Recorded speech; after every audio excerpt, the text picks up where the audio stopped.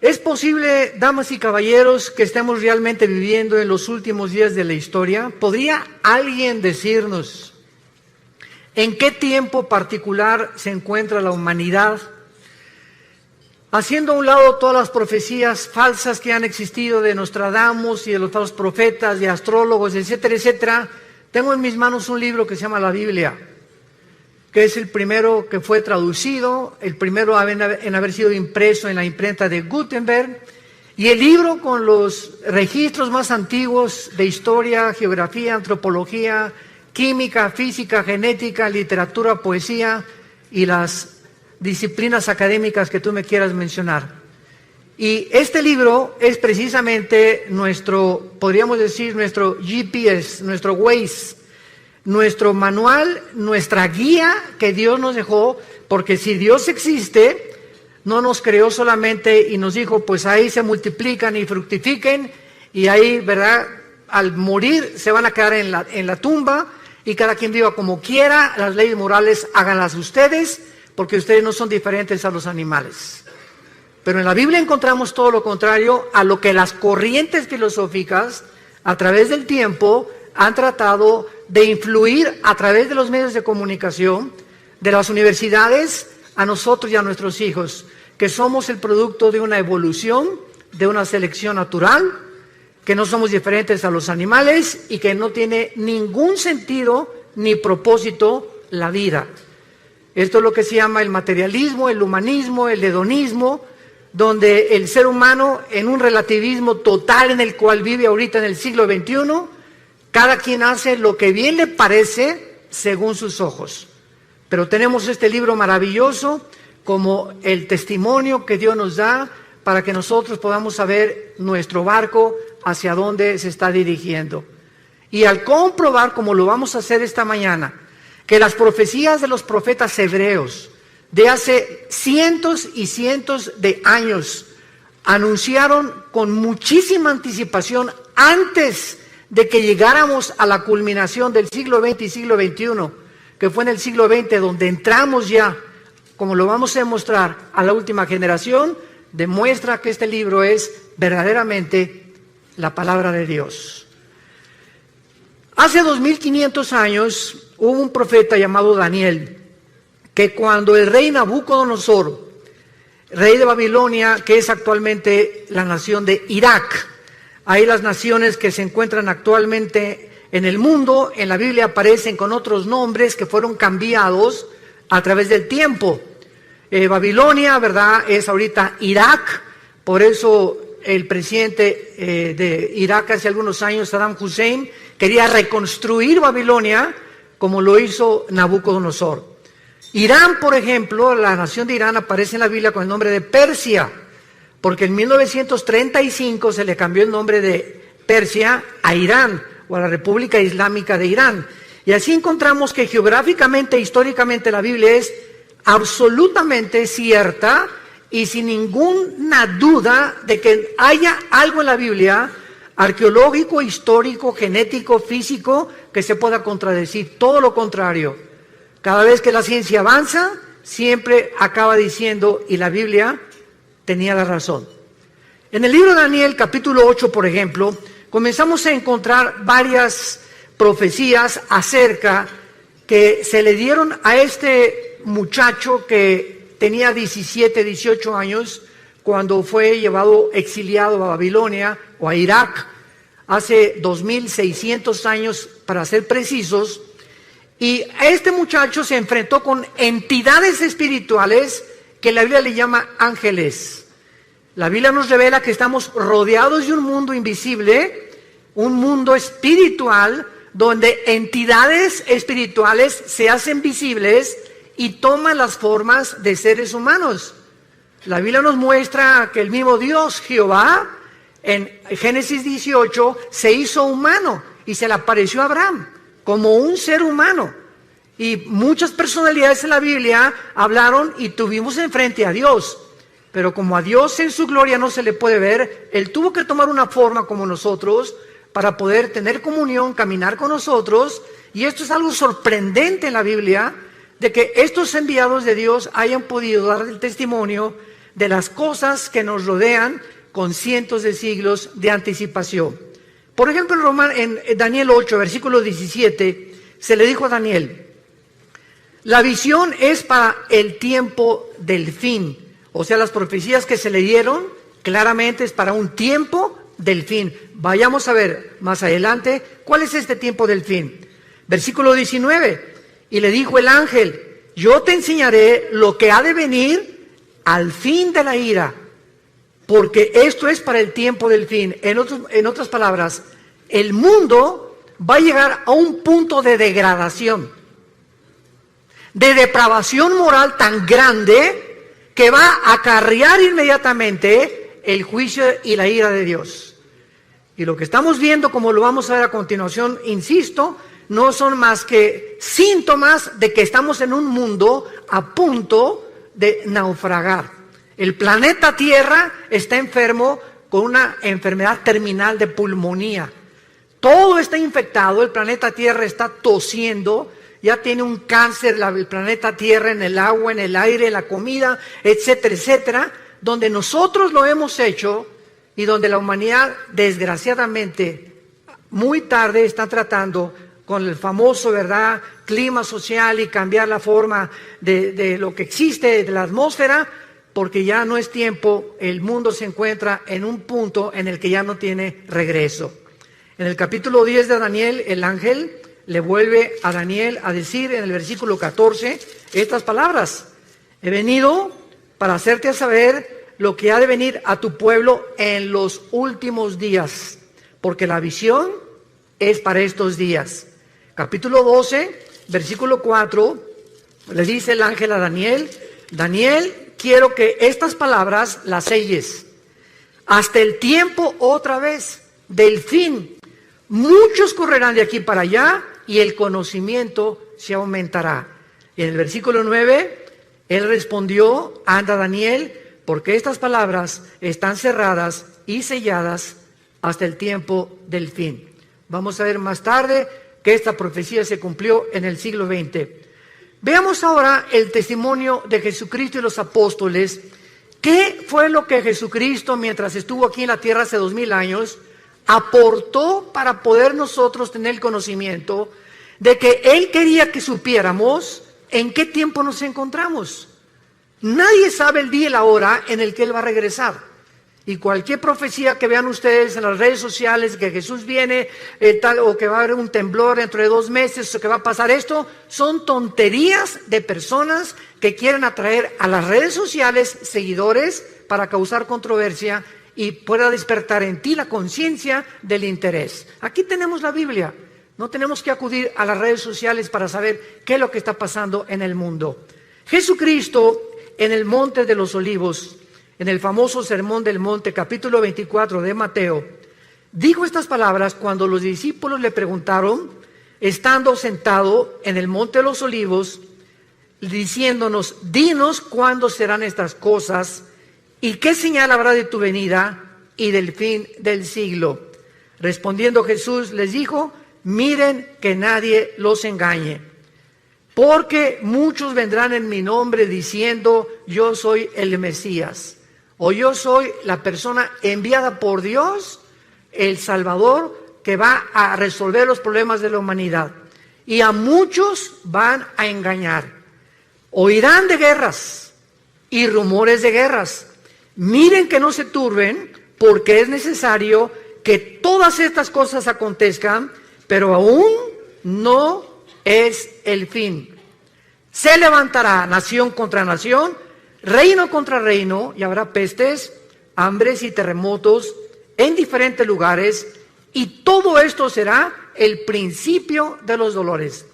Damas y caballeros, desde que Caín mató a Abel, hace aproximadamente 6000 años de historia, que es la que la humanidad tiene, de acuerdo a la Biblia, nunca ha habido una época en la historia que no haya habido guerras. De acuerdo al Instituto para la Investigación de la Paz en Suecia y Estocolmo, de los aproximadamente 6000 años que tenemos de historia, solamente han habido 25 años de paz. En 6000 años de historia del ser humano, solo hemos tenido 25 años de paz. O sea, la historia de nosotros es una historia de guerras. Continuamente, generación tras generación, revoluciones, golpes de Estado, etcétera, etcétera. Pero el ser humano vive contra el ser humano. Somos autodestructivos. El sentimiento de la ambición de tener cada vez más poder, más prestigio, más dinero, lleva al ser humano a un punto donde él se eleva y al llegar allá a la punta del éxito, a la punta de la montaña, descubre que no es Dios. Y que alcanzaste el éxito, alcanzaste el dinero y comienza el ser humano a descomponerse con drogas, con mujeres, con su sexualidad. Comenzamos a perder completamente la brújula porque no fuimos creados para subir y tener éxito sin Dios. Dios es el único que merece toda la gloria y la adoración de nosotros. Y cuando el ser humano alcanza esta gloria y este éxito sin Dios, el ser humano se descompone. Entonces, siempre ha habido guerras. Sin embargo, hasta 1914 tuvo el ser humano el testimonio de entrar a un conflicto internacional de nación contra nación. Fue hasta el siglo XX cuando tuvimos la primera guerra mundial de la humanidad. Pasaron algunos años y en 1939 a 1945, durante 6 años, el mundo se vio confrontado. Inglaterra, Rusia y Estados Unidos en contra de Japón, Italia y Alemania en la guerra contra los nazis. La Segunda Guerra Mundial. Y después de la Segunda Guerra Mundial tenemos más de 150 millones de seres humanos que han muerto. Y Jesús dijo que en los últimos tiempos se levantaría nación contra nación. Vemos pues de qué manera Jesucristo profetizó que íbamos a entrar a donde el mundo entró en el siglo XX. Pero veamos también el testimonio de los apóstoles de Jesucristo. Por ejemplo, el apóstol Pablo. En su primera carta a Timoteo, capítulo 4, versículo 1, Pablo escribió hace 2000 años. El Espíritu dice claramente que en los últimos tiempos algunos apostatarán de la fe, escuchando a espíritus engañadores y a doctrinas de demonios. En otras palabras, antes de que venga Cristo, la Biblia se va a pervertir y habrá muchas personas que van a comenzar a hablar disparates, barbaridades, que van a acarrear el odio precisamente, o van a criticar la Biblia por la causa de 10, 15 o 20 personas que han dado un mal testimonio a través de sus vidas y a través de una teología completamente distorsionada. La Biblia le llama doctrinas de demonios. Siempre ha habido falsos profetas, siempre ha habido falsos apóstoles, siempre ha habido falsos maestros, pero Jesús dijo, y los apóstoles, que antes de que Cristo regresara, esto iba a multiplicarse como jamás en la historia lo habíamos visto. Vemos en su segunda carta a Timoteo, el capítulo 3, que Pablo le vuelve a decir estas palabras. Debes saber esto, Timoteo, en los últimos tiempos vendrán tiempos peligrosos. Y esta palabra chalepos en el griego significa feroces. Y solamente 2 veces en la etimología de las raíces griegas se usa la palabra chalepos, con el endemoniado gadareno y aquí para traducirlo como peligrosos. O sea, vendrán tiempos endemoniados, donde el carácter de las personas se va a descomponer a un punto donde la humanidad lo va a acabar aceptando como normal. Escucha las características que la Biblia describe de la última generación. Habrá hombres amadores de sí mismos. Serán tan centrados los seres humanos antes de que venga Cristo y en los últimos tiempos que lo único que les va a interesar son sus propios intereses personales. Ni su matrimonio, ni sus hijos, ni el país, ni los ciudadanos les van a interesar más que sus propios intereses personales. Hombres centrados, endiosados en ellos mismos. Y no solamente en la política, en los deportes, también en la religión, también en todas las demás áreas de las disciplinas académicas que puedan existir. Hombres que van a creerse dioses y que se van a centrar completamente en sus vidas. y se van a centrar en ellos mismos para poder obtener de los demás y usarlos como un objeto para sus vidas. Avaros, vanagloriosos, soberbios, blasfemos, desobedientes a los padres, ingratos, impíos. Es increíble la pérdida del afecto natural. No fue, damas y caballeros, hasta la década de los 80s, en el siglo XX, cuando comenzaron a surgir niños asesinos. Niños matándose entre ellos, niños delincuentes. Siempre ha habido robos, pero no asesinos. Que llegaran con una pistola, con una arma, un R-15, una ametralladora, y de 16 años o 15 años mataran a 20 o 30 de sus compañeros de escuela. ¿Qué está pasando actualmente en el mundo? Se está descomponiendo todo. Hombres completamente centrados, avaros, queriendo nada más hacer dinero, ya tienen millones y quieren más, y quieren competir contra el otro que le está ganando, o tiene otra casa mejor que ellos, o tiene mejor carros que ellos. Y hemos perdido la brújula completamente, porque esto no es vivir. Esto no es el propósito por el cual tú naciste. Tú y yo nacimos para conocer a Dios, para entender que de tal manera te ama Dios, que nos dio a su Hijo Jesucristo, para que pudiéramos creer en Él y no perdernos, mas tener la vida eterna. El apóstol Pedro también menciona acerca de los últimos tiempos, y el apóstol Pedro dice lo siguiente: sabiendo primero esto, segunda de Pedro capítulo 3, que en los últimos tiempos vendrán burladores, andando en sus propias pasiones desordenadas, y diciendo y criticando a los demás. ¿Dónde está la promesa que Jesucristo iba a regresar? Porque desde el día que los padres durmieron, todas las cosas permanecen como desde el principio de la creación. Pedro dice, antes de Cristo se multiplicarán los que van a perseguir al cristianismo, a la Biblia y a Dios. Y nunca como en nuestra época ha habido tantos burladores, y lo más coincidencial es, como les he platicado yo, cuando tenemos conferencias con los alumnos de universidad, ¿por qué creen ustedes que la Biblia y Jesucristo es el objeto de la persecución? Vean ustedes las películas de Hollywood, y cuando algo pasa dicen Jesus. ¿Por qué es el nombre Jesús el que expresan cuando se encuentran en dificultad o cuando matan a alguien? O Jesus Christ, o Jesucristo. ¿Por qué Marilyn Manson, el cantante del heavy metal o del rock pesado, cuando predica acerca de sus mensajes, agarra un pollo y le arranca las plumas y agarra sangre y le escupe sobre la Biblia? ¿Por qué Madonna en sus conciertos se revuelca y dice que es sobre la sangre de Cristo? ¿Por qué no sobre Mahoma? ¿Por qué no es el libro del Corán el objeto del odio del mundo? ¿Por qué tiene que ser Cristo, el cristianismo y la Biblia? ¿Por qué? Porque es el único libro de los billones que existen en las librerías que contiene verdades absolutas. Es el libro que contiene verdades absolutas. Vivimos un relativismo espantoso donde la gente ya no sabe qué es verdad y qué no es verdad.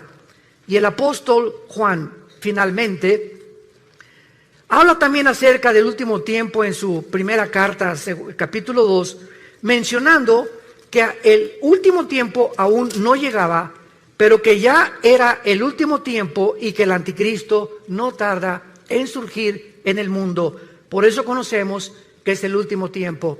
Damas y caballeros, nunca en la historia el mundo se había encontrado tan cerca para ser gobernado por un solo hombre. La tecnología que explotó y el conocimiento que explotó en el siglo XX, como lo vamos a ver, es impresionante, donde hemos llegado a una generación donde es posible el famoso globalismo o un solo gobierno mundial, que es el anhelo desde que el presidente Bush, el Papa Juan Pablo II comenzaron a promoverlo, que el mundo necesita un globalismo, necesitamos un gobierno mundial, una administración total por las naciones de Europa, necesitamos alguien que traiga paz y orden en el mundo, para que ya no esa lucha ahorita, Rusia Siria, Irán y Turquía en contra del occidente, en contra de la OTAN, en contra de Europa, y el petróleo usarse como chantaje para poder de rodillas a Europa, etcétera, etcétera. El presidente Trump era aislando completamente a Estados Unidos de todos los demás en un proteccionismo que es la nueva política actual en el mundo, y vemos así los gobernantes en el mundo buscando cada quien sus propios intereses personales, sin darse cuenta que vivimos un mundo tan interconectado que ya no podemos ninguno de nosotros separarnos los unos de los otros. Veamos nosotros a continuación una de las verdades más grandes que encontramos en la Biblia acerca de lo que estamos hablando. ¿Cómo podemos estar seguros entonces de que nuestra generación, la que tú y yo estamos viviendo, es la última? Lo podemos saber porque la mayor parte de las profecías de la Biblia nos revela, que nos advierten que la segunda venida de Cristo no puede ser aplicada en las pasadas generaciones, sino específicamente en la nuestra. Por primera vez en la historia, las características geopolíticas de la Biblia profetizó sucederían en estos tiempos y se encuentran a nuestro alrededor. ¿Y cuáles son estas señales que son visibles por primera vez en la historia?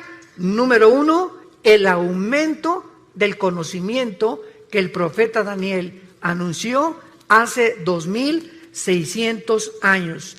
Daniel capítulo 12, versículo 4.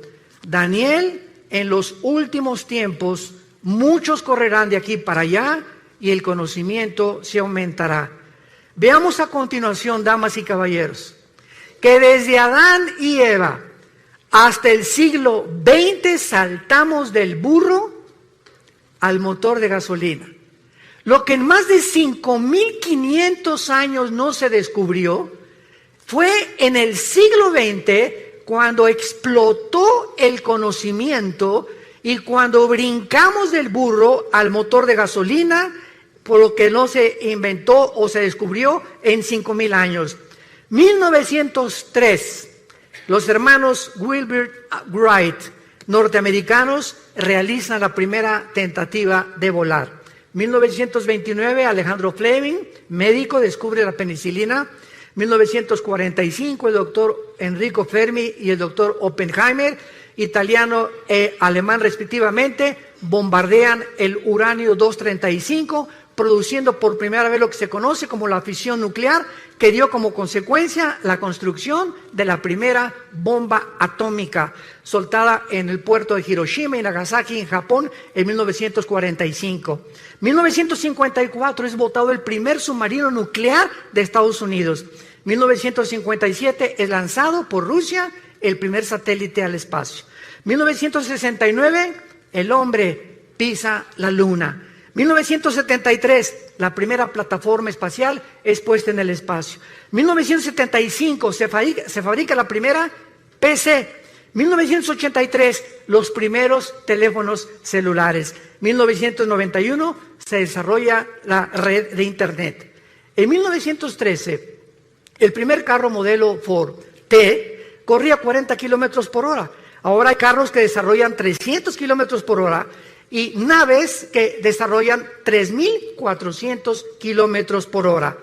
Fue en el siglo XX que se inventaron los focos, la aspirina, los plásticos, la insulina, la televisión, el radio, los trasplantes, el chip de silicio, el rayo láser, el refrigerador, el cine, la píldora anticonceptiva, la lavadora, los teléfonos celulares, el iPhone, el iPad, y ahorita ya está el GX o triple X, no sé qué, el nuevo iPhone, y cada año, cada 2 años, ya la tecnología cibernética y de Internet está obsoleta con la velocidad que el mundo está llegando en el conocimiento. Daniel, en los últimos días y en los últimos tiempos de la humanidad, el conocimiento aumentará. ¿Por qué Dios nos quiere dar esta llave del conocimiento? O sea, ¿por qué fue hasta el siglo XX que todas estas cosas sucedieron? Simplemente para advertirnos y prepararnos para el día final de tu vida y de mi vida. Y si Jesucristo no regresa mañana, el día que tú mueras, tal vez saliendo en este teatro puedas morir un ataque al corazón, una embolia cerebral, no sé, ninguno de nosotros tenemos comprada nuestra vida. Es un hilo en el cual en cualquier momento se puede romper. Dios no quiere que tú mueras en tus pecados. Dios no quiere que pases la eternidad en un lugar que Jesucristo llamó el infierno. Y te puedes burlar todo lo que quieras, pero estas palabras son fieles y verdaderas. Dios quiere que sepamos en qué tiempo nos encontramos para que preparemos a nuestros hijos, para que preparemos nuestro matrimonio, para que tomemos a Dios en serio. La vida no solamente es hacer dinero y triunfar en los negocios, en el canto, en la belleza, en el deporte, en la publicidad. La vida es alrededor de un hombre llamado Jesucristo. Y si no es el eje de tu vida Jesucristo, vives una vida exactamente igual a la de los animales. Las vacas se levantan en la mañana y duermen, pastan todo el día, comen y cenan y vuelven a dormir. ¿Así es tu vida también? ¿Tienes años haciendo lo mismo? Tus pensamientos simplemente son negocios, dinero, cómo aumentar, y vas a llegar a los 50, a los 60 años de edad y olvidaste tu salud, olvidaste tu alimentación y el dinero que ganaste, vas a llegar con 5 o 6 enfermedades que no vas a poder disfrutar ni a tus hijos ni a tus nietos, porque no supiste realmente que vivir es un arte, como decían los chinos. Si no aprendes el arte de vivir, has vivido igualito que un animal. ¿Por qué nos abrió Dios el conocimiento a estos tiempos? Porque dice Lucas capítulo 21, versículo 34, Jesús dijo: miren ustedes que vuestros corazones no se carguen de glotonería y embriaguez y de los afanes de esta vida, y venga de repente sobre ustedes ese día.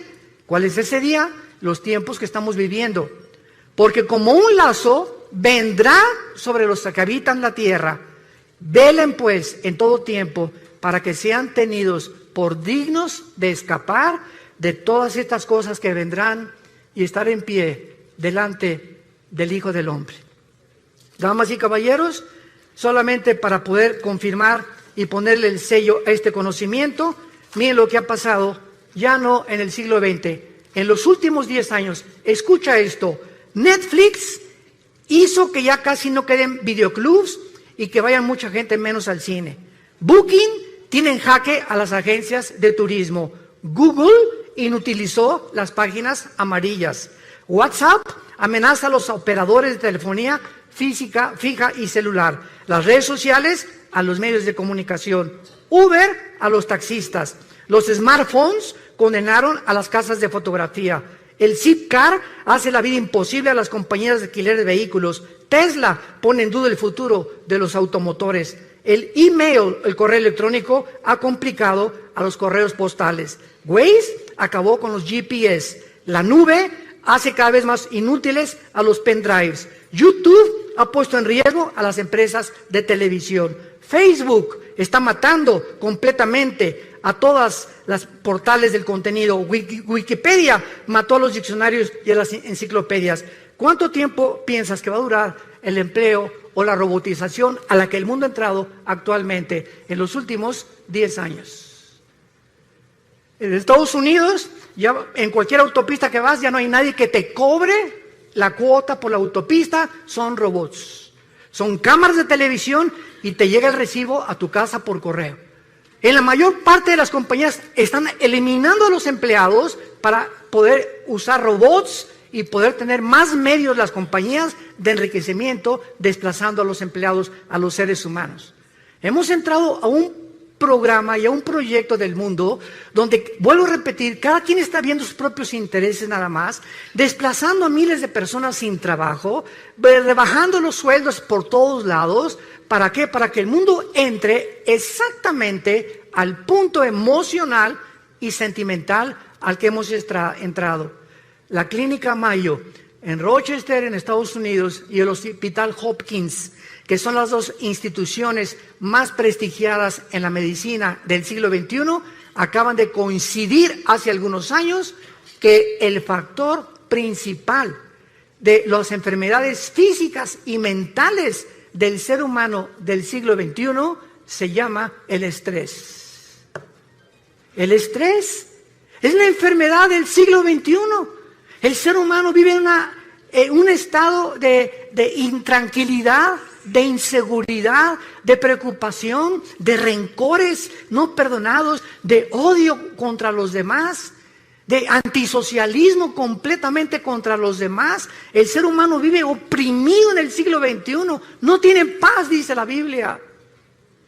Y hace 2000 años Jesús, previendo que el ser humano llegaría al punto del estrés, donde se han recetado más de 650 billones de pastillas Valium, Prozac, todas las tranquilizantes en los últimos 2 años, es porque el mundo no tiene paz. Y hace 2000 años Jesús nos dio la medicina para el mundo que vivimos actualmente, que no son las pastillas tranquilizantes. Jesús dijo: mi paz les dejo, mi paz les doy.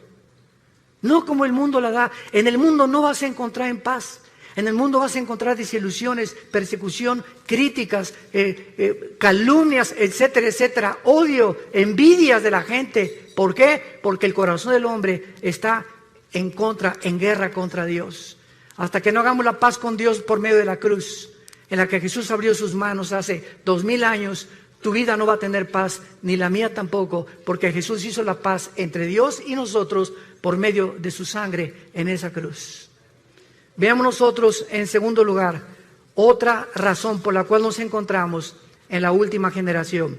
Hace 2500 años, un profeta llamado Zacarías en la Biblia escribió estas palabras anunciándonos lo que sucedió en 1945, y dice así: Zacarías 14, versículo 12: esta será la plaga con que herirá Jehová a todos los pueblos que pelearon contra Jerusalén. La carne de ellos se corromperá estando sobre sus pies, se consumirán en la cuenca sus ojos, la lengua se les deshará en su boca. En 1942, el doctor Oppenheimer y Enrico Fermi fueron los líderes del equipo científico que desarrolló la primera bomba atómica en Los Álamos, Nuevo México. Los Estados Unidos, Canadá y la Gran Bretaña se unieron a un plan ultra secreto que se llamó el Proyecto Manhattan, con el propósito de desarrollar armas atómicas. En 1942-43 le mandaron una carta a Alberto Einstein, que años atrás había descubierto la famosa fórmula de la teoría de la relatividad, E igual a mc al cuadrado. La energía es igual a la masa por la velocidad de la luz al cuadrado.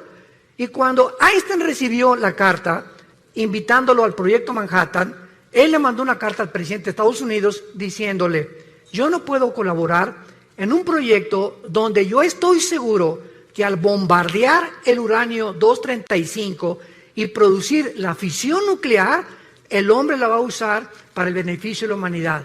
Yo lo quiero anunciar sin ser profeta, dijo Einstein.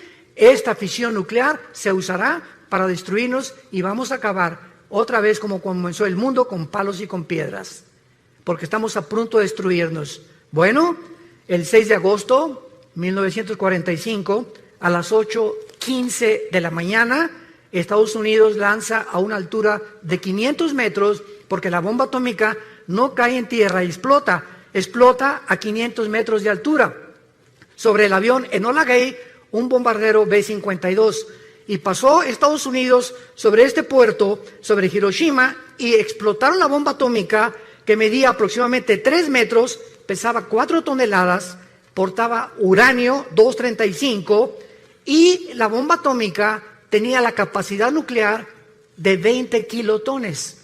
Un kilotón equivale a 1 tonelada de dinamita.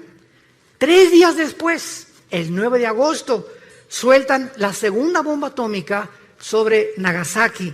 El avión B-29 Enola Gay explota y destruye a un radio aproximadamente 25 kilómetros y mueren más de 150,000 japoneses.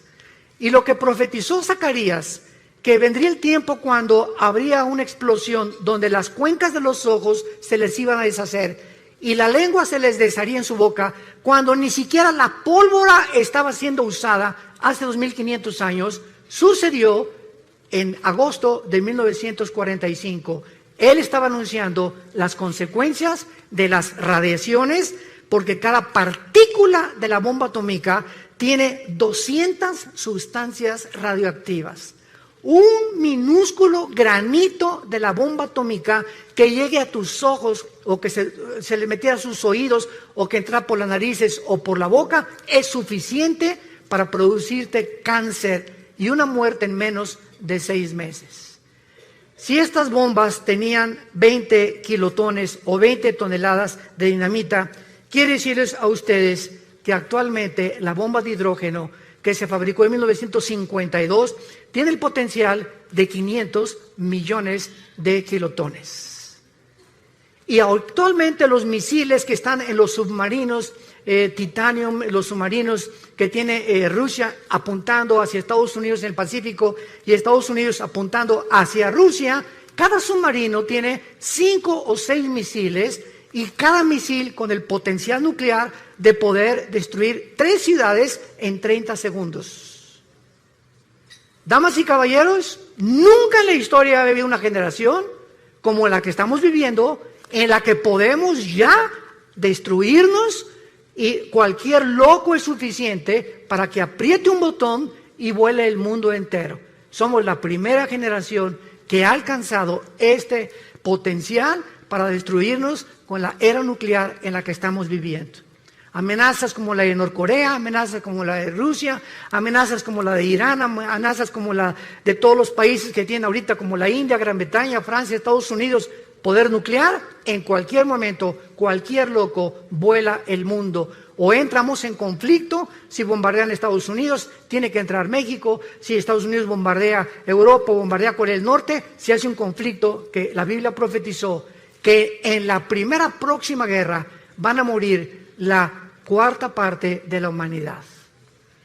4º sello del Apocalipsis capítulo 6.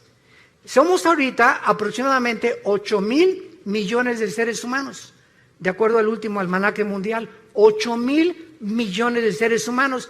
Una 1/4 parte, estamos hablando que morirían 2,000 millones de personas. Si tú cuentas ahorita cuántas gentes hay de Alaska hasta la Patagonia en Argentina, en Sudamérica, alcanzamos aproximadamente a ser los 1,100, 1,150 millones de personas. En otras palabras, en la próxima guerra desaparecería todo el continente americano, incluyendo la Ciudad de México y satélite. Y esto puede suceder, tú te puedes levantar en la mañana. Yo me acuerdo en el 2001, el 11 de septiembre, me levanté en la mañana, alguien agarró el teléfono, prende la televisión. Eran las 9:15 de la mañana, 9:10 más o menos. ¿Qué está pasando? Fíjate que un avión se estrelló contra una de las Torres Gemelas en Nueva York. Me quedé impactado, ¿verdad? Qué tremendo se ve cómo entra el avión. Y pasaron 18 minutos aproximadamente cuando el segundo avión se estrella. Cuando yo vi que el segundo avión se estrellaba, lo pude intuir inmediatamente. Esto no es un accidente, esto es un ataque terrorista. Miles de personas se levantaron el 11 de septiembre del año 2001, se pusieron la corbata, mi amor, darles un beso a los niños, me voy a trabajar. Se fueron a trabajar, a la 1 recojo a los niños en la escuela, nos vemos en la tarde, mi amor. Más de 3,000 personas que murieron en las Torres Gemelas nunca supieron que ese día no iban jamás a volver a ver a sus hijos, a su esposo ni a su esposa. ¿Quién se iba a imaginar que en una torre un avión se iba a estrellar contra ellos? Damas y caballeros, así es la vida. Estamos en un hilo colgando todos nosotros. Es impredecible lo que pueda suceder en cualquier momento.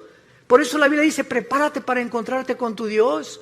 La vida es más que hacer dinero, más que el éxito, más que lo que estás haciendo. Entiende, necesitamos regresar a la cruz, hacer a Dios nuestro Salvador, vivir para Él, darles un legado a nuestros hijos de honestidad e integridad, para que puedan ellos comprender que la vida es mucho más que lo que les hemos enseñado equivocadamente durante tanto tiempo.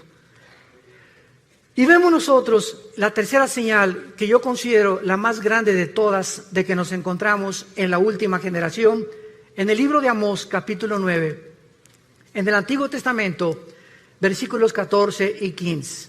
Esto fue escrito hace 2570 años, el libro de Amós, y dice así: traeré del cautiverio a mi pueblo Israel, y edificarán las ciudades asoladas, las habitarán, plantarán viñas, beberán el vino de ellas, y harán huertos y comerán el fruto de ellos, pues los plantaré sobre su tierra, y nunca más serán arrancados de su tierra, nunca más serán arrancados de su tierra, que yo les di, ha dicho Jehová, Dios tuyo.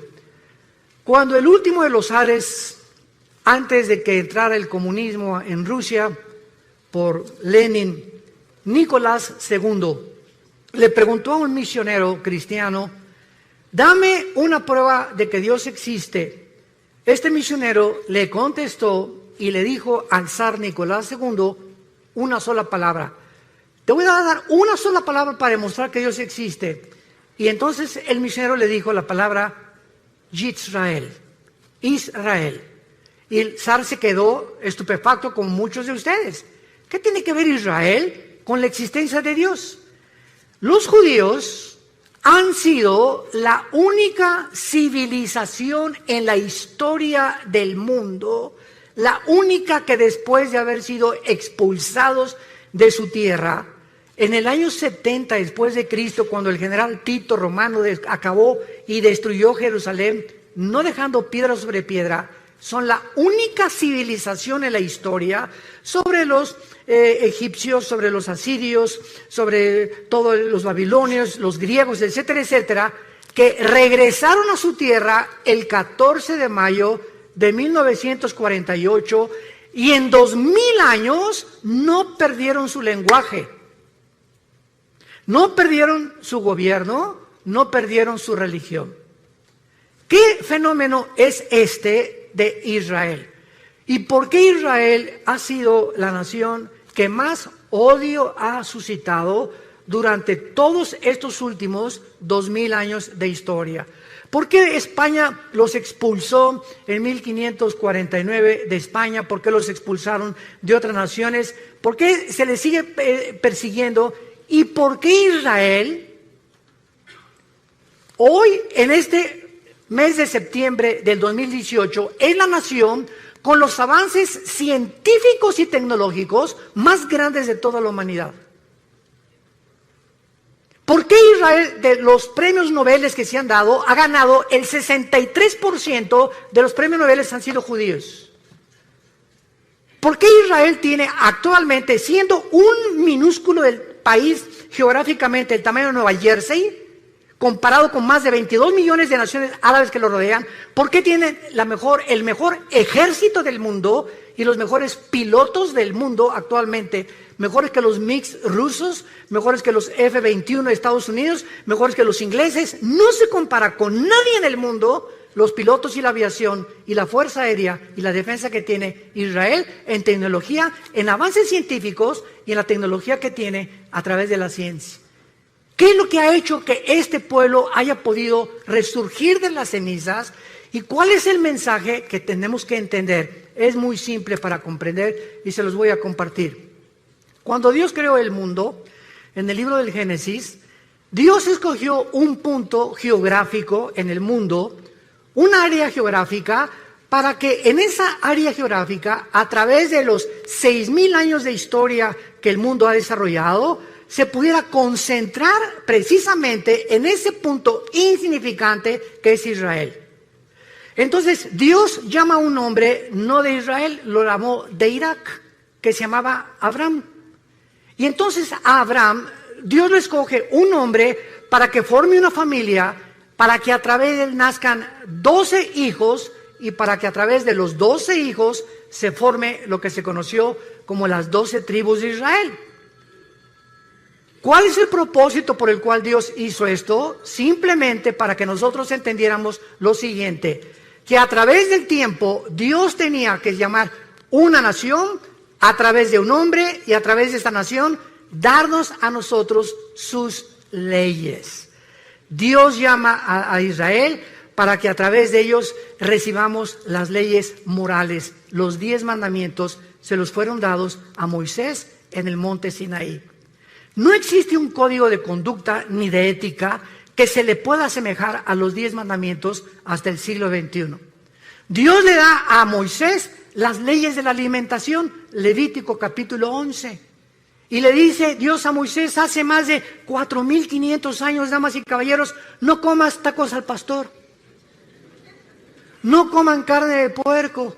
Y hasta el siglo XX se descubre una sustancia que forma parte de las grasas y que se le bautizó con el nombre de colesterol, que es algo que en nuestras venas que circula toda la sangre.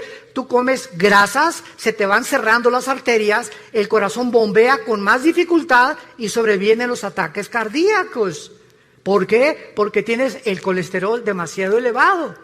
Dios le dijo a Moisés que las azúcares podían producir un estado en el ser humano que podía llevarlo a la muerte. Y se descubrió hace menos de 25, 30 años los famosos triglicéridos, que se pueden conocer como la gasolina que tenemos en exceso. Comes demasiado Coca-Cola, toma Coca-Cola y te van a enterrar la semana que entra. No hay más azúcar que en la Coca-Cola, es la bebida más venenosa y la más terrible que pueda una persona consumir. Todas las bebidas de lata, todo es absolutamente químico. Y estos azúcares destruyen el sistema inmunológico. Entonces te enfermas de cualquier cosa por las grasas y las azúcares. La Biblia hace más de 4,500 años. ¿Quién le dijo a Moisés los secretos de lo que podíamos comer y lo que no podíamos comer? No comas conejo, dijo Dios. Le dijo a Moisés, no coman langosta, no coman más que peces o pescado del mar. Y ahora se descubre que los camarones altísimos en colesterol, la langosta, que es la más cara en el restaurante, es la que más daño nos hace. Increíble. Esta es la razón por la cual Dios tenía que llamar a un pueblo, y Dios llamó a Israel. Y si hubiera llamado a los mexicanos, los guatemaltecos, ¿y por qué no a nosotros? Y si hubiera llamado a Dios a los franceses, los españoles, ¿y por qué no a nosotros? La cuestión es que Dios es soberano, y Él llamó a un pueblo, y Él escogió a este minúsculo, insignificante pueblo, que hasta el 48 pudo regresar a su tierra, para que a través de ellos tuviéramos las leyes morales, las leyes de ética. Y es a Moisés a quien Dios le da. Escuchen, abogados que nos visitan, el derecho no tuvo su origen en Roma, que el derecho romano, que Grecia. El derecho fue establecido y los principales artículos del derecho fueron dados a Moisés hace más de 4,500 años en el libro de Deuteronomio, capítulo 1. Quiero leerte lo que Dios le dijo a Moisés, si eres abogado, hace 4,500 años. Escucha estas palabras. Dios le dice a Moisés, manda a tus jueces que entre tus hermanos juzguen justamente, entre el hombre y su hermano y el extranjero. No hagan distinción de persona en el juicio. Así al pequeño como al grande oirán. No tengan temor de ninguno, porque el juicio es de Dios y la causa que les fuere difícil la traerán a mí y yo lo oiré. Dios establece el principio de lo que se conoce actualmente y es el símbolo de la abogacía, la mujer con los ojos vendados, con una espada en la mano y una balanza en la mano izquierda. ¿Qué implica esto? Que el que imparte justicia, llámese ministerio público, llámese diputado, llámese senador, gobernador o presidente de la república, no puede ver nadie a quien está juzgando, si es rico, si es pobre, si es ciego, si tiene dinero, si tiene influencias o no tiene influencias. El juicio tiene que impartirse de una forma equitativa, sin ver a la persona que estamos juzgando. La espada representa la justicia y la balanza, el balance con el cual tenemos que juzgar. Dios estableció esto antes que Roma. Dios estableció las leyes morales, las de la comida y las de los gobiernos civiles, antes de que nosotros pudiéramos ni siquiera formar los gobiernos. Aquí está todo en la Biblia, la palabra de Dios. Pero regresamos con Israel. En la profecía de Amós le dice Dios, regresarán ustedes del cautiverio y edificarán las ciudades, las habitarán y plantarán el vino de ellas. En el año 70 después de Cristo, el emperador Domiciano, después de Vespasiano, padre del general Tito Romano, llega a Jerusalén y arrasó Jerusalén. Desde el año 70 hasta el 14 de mayo de 1948, los judíos fueron dispersados por el mundo entero. Y ahorita hay judíos que son mexicanos. El apellido Pérez, por ejemplo, es judío. No es de Xochimilco. González, casi todos que terminan en EZ tienen origen judío. Hay judíos que no lo saben, mexicanos, guatemaltecos, hondureños, españoles, etcétera, etcétera, porque se mezclaron con el mundo entero, las 10 tribus principalmente de Israel. Y el 14 de mayo, después de la Segunda Guerra Mundial, cuando el mundo ve los horrores de los nazis y lo que hicieron con los judíos que mataron a más de 6 millones, hasta este momento los mismos sociólogos, los psiquiatras, los psicólogos, los neurólogos no han podido, en todos los libros que he leído y que he buscado, que nadie tiene la respuesta. ¿Por qué Hitler, teniendo de enemigos a los ingleses, a los americanos y a los rusos en el este, se olvida de sus verdaderos enemigos y se voltea con un pueblo que no tenían armas, que no tenían defensa, que no tenían nada, que se llaman los judíos, con un odio, como hicimos en México, odio jarocho? Y ven para acá Himmler, la solución final, campos de concentración. ¿Por qué veía Hitler a los judíos como el enemigo más grande del nazismo? Cuando no tenían ni nación. ¿Qué fue lo que movió a este hombre a desarrollar el proyecto de la solución final? Nadie te lo contesta más que la Biblia. Hitler era una persona que tenía contacto con demonios. Himmler era una persona que asistía completamente a reuniones de brujería. Les hicieron limpias a ellos. Tenían un contacto impresionante con el mundo del ocultismo. Y casi todos los budistas que encontraron en la Segunda Guerra Mundial, cuando el general Douglas MacArthur llega a Berlín y encuentran a Hitler que se mata y que se suicida con Eva Braun, su esposa, estaban cadáveres de monjes budistas en Berlín, ahí junto, enterrados, y otros en las calles. Y la pregunta es, ¿por qué Hitler mandó a traer a los monjes budistas a Alemania?